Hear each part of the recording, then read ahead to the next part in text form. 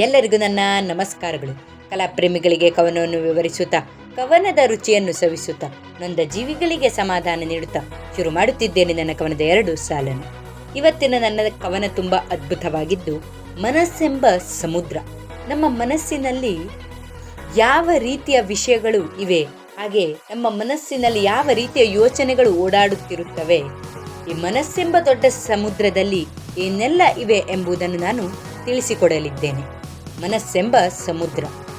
ಮನಸ್ಸೆಂಬ ಸಮುದ್ರದಲ್ಲಿ ಯೋಚನೆಗಳೆಂಬ ರತ್ನಗಳು, ಮನಸ್ಸೆಂಬ ಸಮುದ್ರದಲ್ಲಿ ಯೋಚನೆಗಳೆಂಬ ರತ್ನಗಳು, ಬಗೆ ಬಗೆಯ ಅದ್ಭುತವಾದ ಆಕರ್ಷಣೆಗಳು, ಮನಸ್ಸನ್ನು ಸೆಳೆಯುವ ಗಮನಾರ್ಹ ಅಂಶಗಳು, ನಮ್ಮ ಜೀವನದಲ್ಲಿ ವಿಧ ವಿಧವಾದ ನಿಲುವುಗಳು.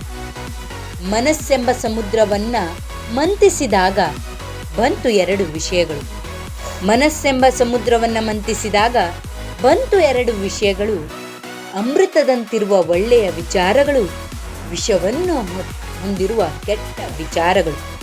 ವಿಷವನ್ನು ಹೊಂದಿರುವ ಕೆಟ್ಟ ವಿಚಾರಗಳು. ಸಮುದ್ರದಂತೆ ವಿಶಾಲವಾದ ಮನಸ್ಸು.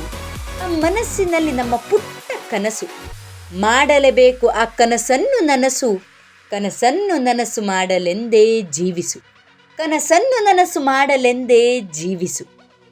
ಈ ನನ್ನ ಕವನಗಳು ನಿಮಗೆಲ್ಲರಿಗೂ ಇಷ್ಟವಾಗಿದ್ದರೆ ಪ್ಲೀಸ್ ಲೈಕ್ ಮಾಡಿ, ಸಬ್ಸ್ಕ್ರೈಬ್ ಮಾಡಿ, ಪ್ಲೀಸ್ ಸಪೋರ್ಟ್. ಹಾಗೆ ನಾನು ಮುಂದೆ ಯಾವ ರೀತಿಯ ಕವನವನ್ನು ಬರೆಯಬೇಕೆಂದು ದಯವಿಟ್ಟು ಕಮೆಂಟ್ ಬಾಕ್ಸ್ ಮೂಲಕ ತಿಳಿಸಬೇಕೆಂದು ಕೇಳಿಕೊಳ್ಳುತ್ತಿದ್ದೇನೆ.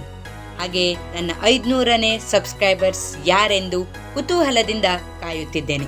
ದಯವಿಟ್ಟು 500ನೇ ಸಬ್ಸ್ಕ್ರೈಬ್ಸ್ ಅವರು ತಮ್ಮ ಹೆಸರನ್ನು ಕಮೆಂಟ್ ಬಾಕ್ಸಲ್ಲಿ ತಿಳಿಸಬೇಕೆಂದು ಕೇಳಿಕೊಳ್ಳುತ್ತಿದ್ದೇನೆ.